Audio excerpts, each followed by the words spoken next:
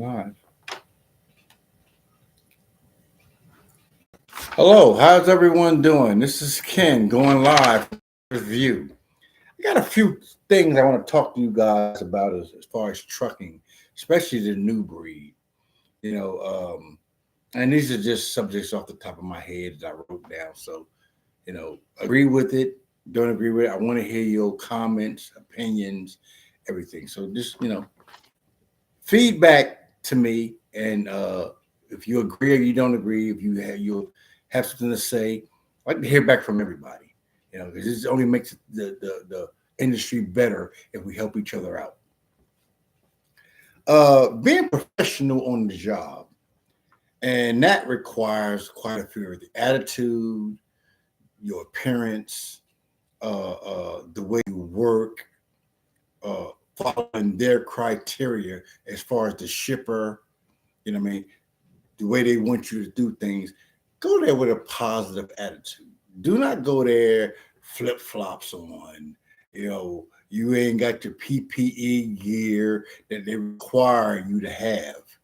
You have to go there professional. We are truck drivers, and this is a very dangerous job. We got the most dangerous job on earth, if you ask me, as far as career wise, because we do all weather situations, all driving situations. So we need to keep it professional. Okay. So my thing on being professional in the job is just keep yourself professional. Appearance is it makes the shipper look at you from the start, and he see you coming there looking like a bum with flip flops on, sloppy, dirty. They're gonna treat you like you look. I mean, straight point blank. I ain't kind of cut nothing. They're gonna treat you how you look. So keep it professional. Okay. And like I said, this job is not for everybody. You know, everybody want to rush into the trucking industry. They think they're gonna make all this money. Well, things are falling apart right now.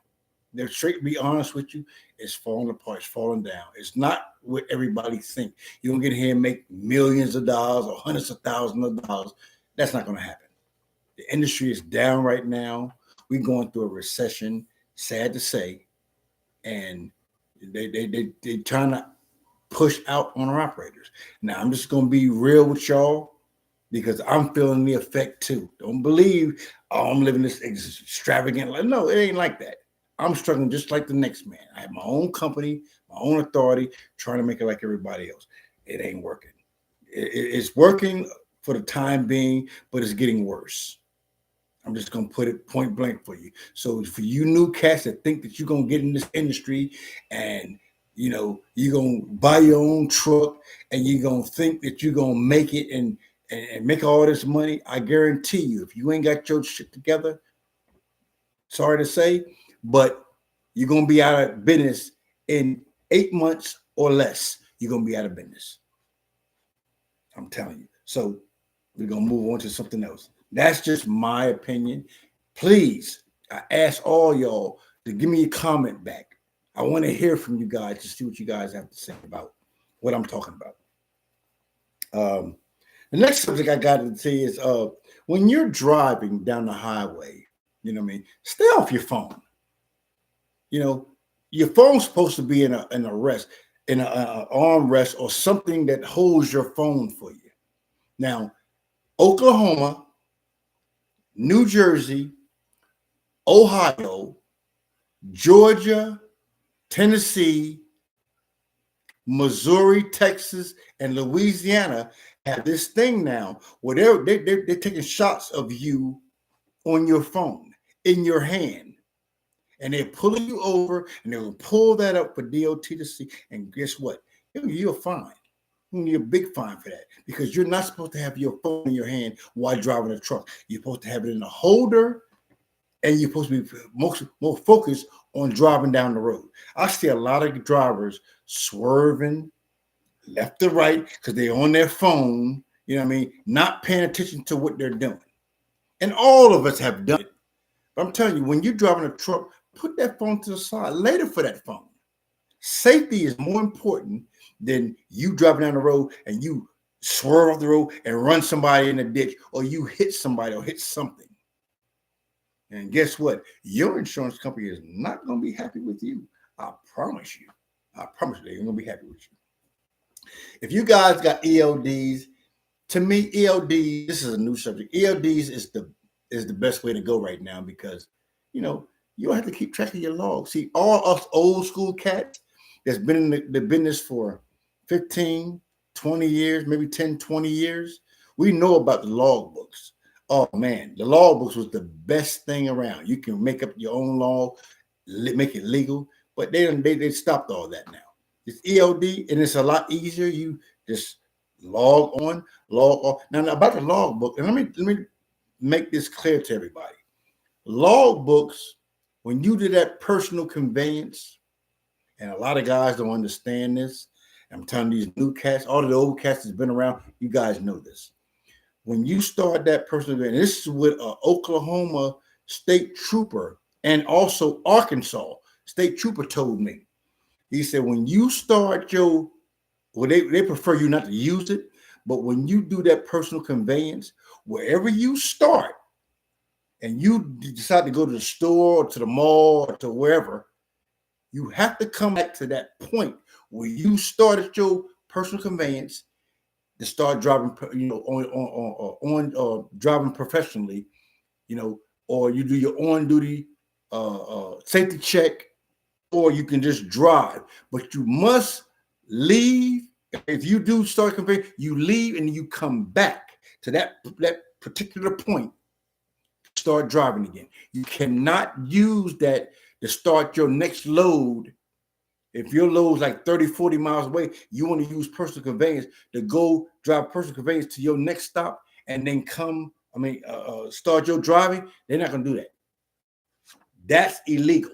I'm going to tell you. They're going to give you a big fine for that because they're going to tell you personal conveyance is what it's for. Personal conveyance. To go get something to eat or in the store, wherever, and you come back to that point. And if you have a load or whatever, you start from that point. You cannot use personal conveyance to drive home, to run all the way 50, 60 miles away. No, you can't do that.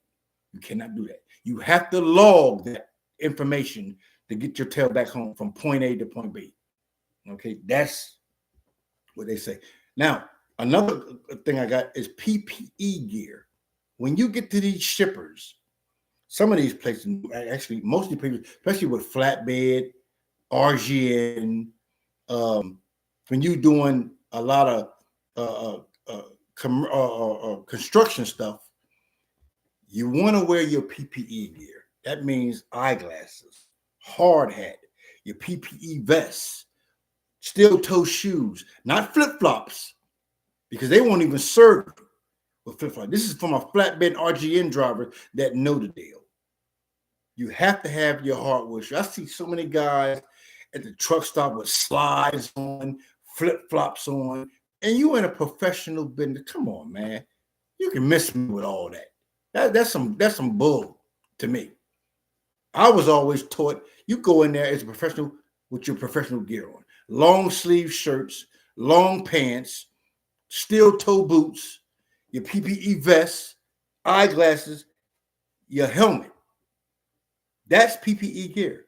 That's what they want you to wear. Okay.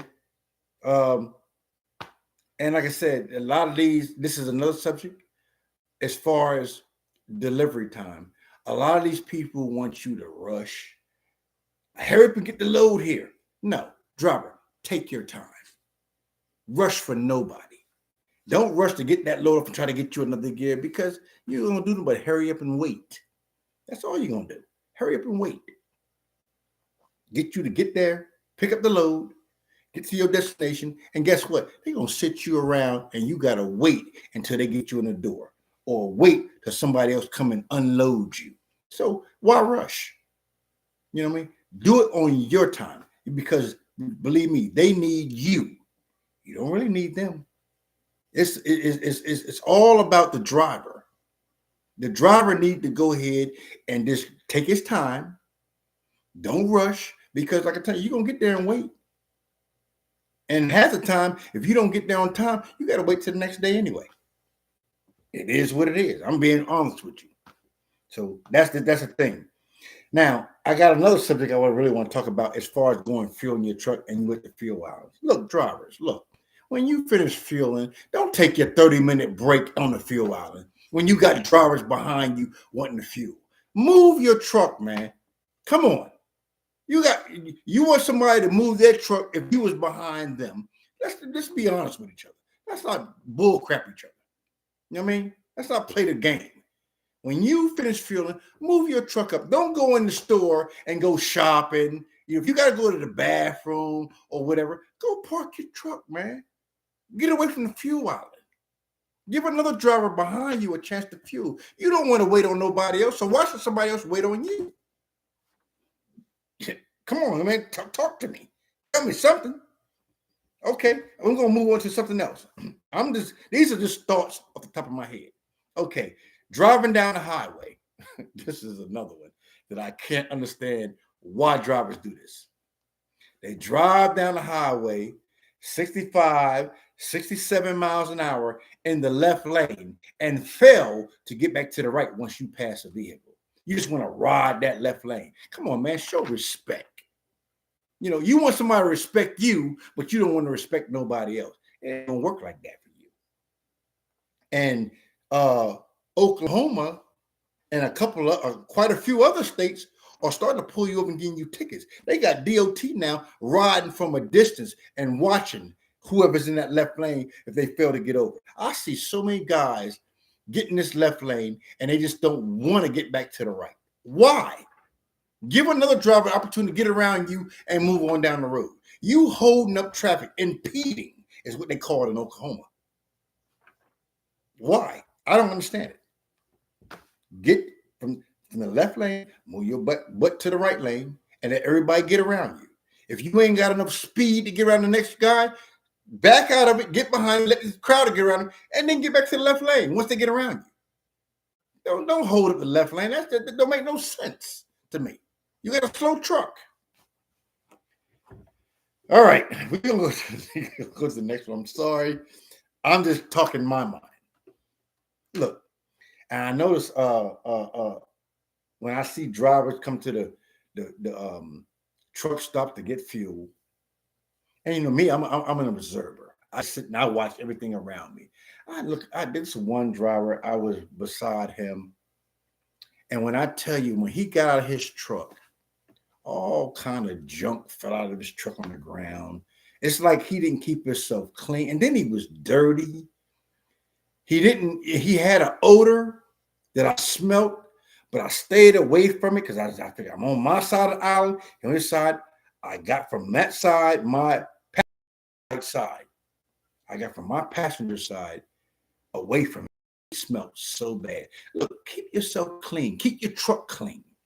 You have less problem with DOT, you know what I mean, bothering you. Even if that police officer pulled you over and smelled the stench in your car, feels like you don't care, you don't keep your truck clean. So that lets them know if you're not keeping your truck clean, you're not keeping your maintenance up on your truck. And that's a good reason for DOT to pull you over. Now, you can call it how you want to. This is what some DOTs, and I've been, trust me, I've been pulled over by plenty DOT officers. And as long as I kept my truck clean, and I just go in there with the right paperwork they want to see, I have no problem. I'm in and out the DOT office, especially in Oklahoma. Everybody knows when you put on Oklahoma scales, they keep you in there for 2-3 minutes at a time. I would say, I'm exaggerating a little, maybe 45 seconds to a minute. They have you sitting on the scale while they do the check on you and see if everything's right with you. I hate them scales. I'm sure a lot of drivers do too. But if you keep your stuff clean and up to par, they won't bother. They'll flag you right on through. Even if something's minor, they'll flag you right on through because they see you take care of your truck. Your truck is clean. For the most part, you don't have no points on your CSA score. They'll flag you right on through. So keep that in mind, drivers. Keep your shit up to par, and they won't have no problem with you. I'm sorry to be cursing. Forgive me. Okay. This is another thing off of my top of my head. You guys that drive, period. You need to get you one of those, what do they call it? Legal shield to protect your license. Don't pay no fines or no speeding tickets that these DOT officers be giving you. Don't do that. Don't pay that. Fight the ticket because you have a better chance of winning the case instead of giving up your hard-earned money to pay for these speeding tickets or overweight tickets or whatever. Look, they got plenty of protection out there for drivers. You got Legal Shield. You got it's so many. I can't think of them right now off the top of my head, but there's so many of them out there that'll help you protect your license. Look, get involved with somebody like that. It's like $25 a month, maybe $30 a month, but it protects you and your family from any tickets. They'll go to court and fight for you, and you don't have to go there. You have to be there. You pay for that ticket, proves guilt. And that goes right on your DOT record, your CSA score, everything. They're keeping track of all that stuff. And they're going to eliminate these bad drivers from good drivers. Don't let them ruin your record for you. Go get you a legal shield or some legal attorney that'll fight your ticket for you. And I guarantee you, it'll save you in the long run. Now, that's just my opinion. You guys like to travel a lot. I see you guys depend on that GPS. GPS is not always right. I've seen some drivers that follow GPSs and hit low clearances and tore their truck up because they following the truck GPS. Don't follow GPS. Get you an atlas. Plan your routing out in advance. I do it all the time. Now, I'm old school. I got me an atlas.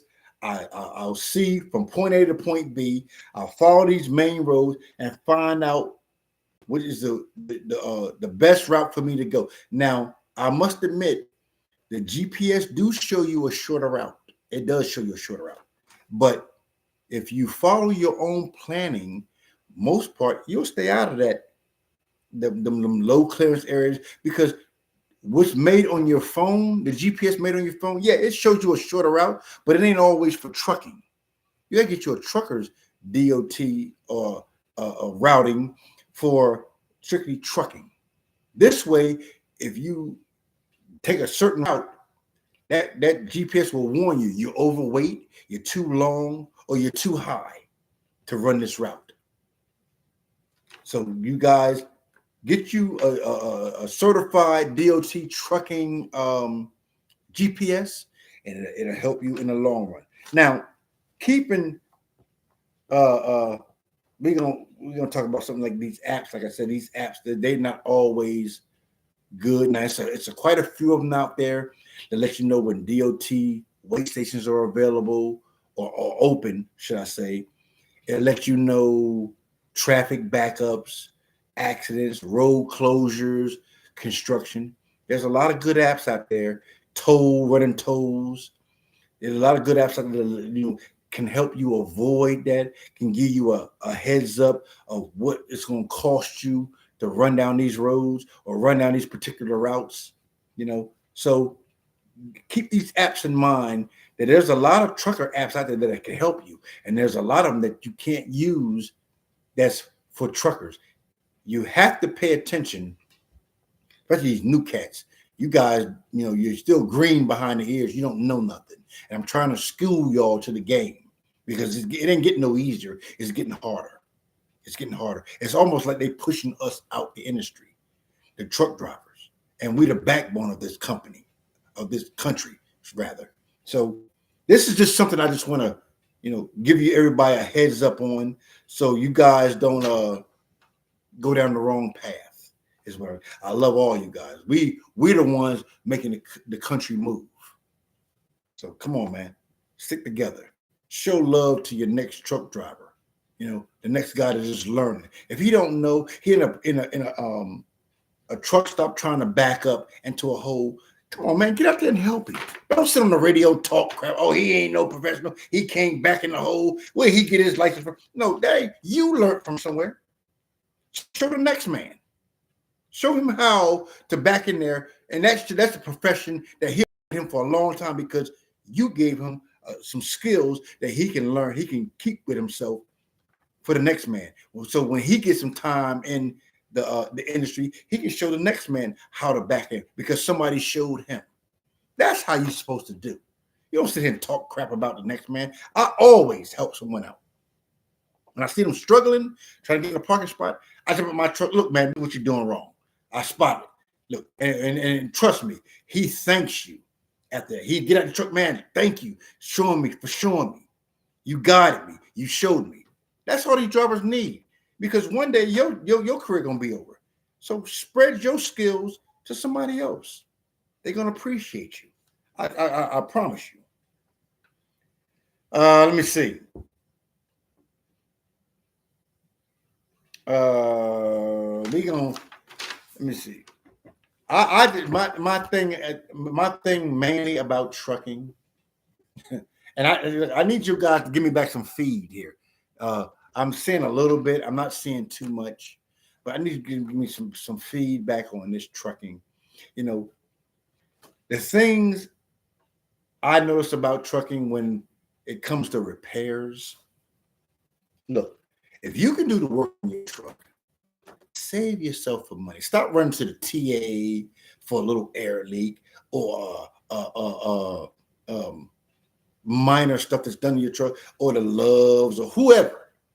Stop running to drivers. If you know something like an airbag, if your airbag went on your truck or you got a slight air leak on your tractor, look, find out where the air leak is coming from. You know what I mean? Because that's the main source of why we having with these trucks now, these air leaks. Get under there, climb under your truck, find out where the air leak is coming from. If it's coming from a hose that got a little slit or something in it that's causing the air leak, look, go get you a connector where you can cut that line in half, put both lines in that connector. That stops the air leak. Or if it's an airbag, go buy your new airbag and put it on yourself. You know what I mean? A fan belt or something.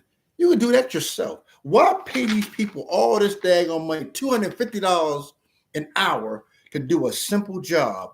And they're gonna take their time. They're gonna take their time, and they might have in the books where it might be an hour and a half just to change a fan belt. Come on, man. You can do that in 10 minutes. But they're gonna charge you the minimum, $250 an hour. Do the work yourself. Break jobs. Maybe some of you guys don't know how to do it, and I understand if you don't know how to do it. You know, you don't have the equipment to do it. I understand. You know what I mean? But the stuff that you can do, repair a light, run a diagnostic check on electrical problems, spot a antifreeze leak or something. Come on, man. You can do this yourself and save yourself a lot of money. This is just my opinion. I've saved myself, and I have no experience in repairing trucks at all. But I spot the problem and I figured it out how to do it. And say, carry yourself basic tools with you. You're gonna need you a socket wrench from a 10 millimeter all the way up to a 20 millimeter. You're gonna need that. Socket wrench, adjustable wrenches, screwdrivers, Phillips and flathead, channel locks.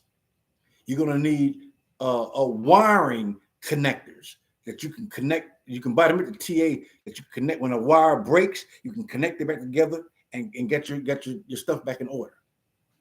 You're gonna need it's all kind of tools you're gonna need. You're gonna need. I usually carry me a propane tank with me. You know what I mean, to heat up, because I notice like sometimes when you guys got those automatic, should I say, air pressure like fifth wheel disconnects. You know, that fifth wheel gets a little, it ain't got enough grease on it, so it gets a little rough.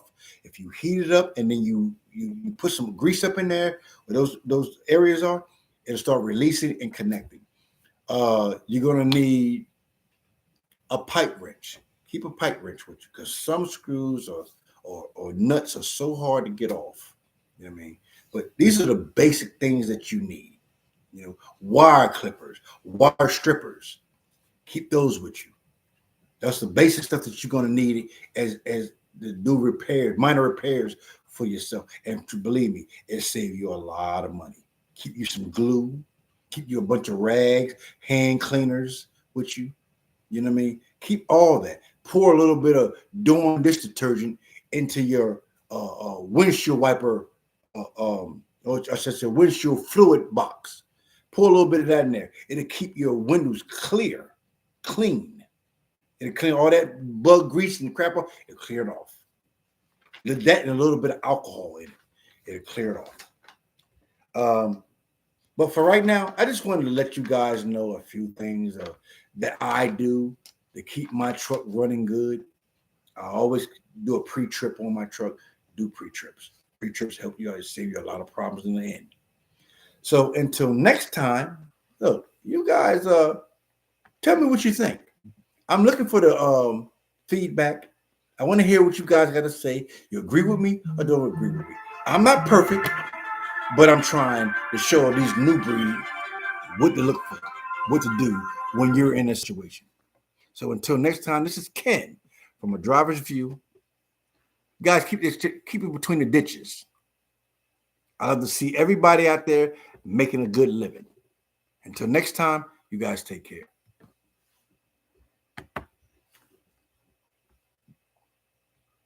Okay.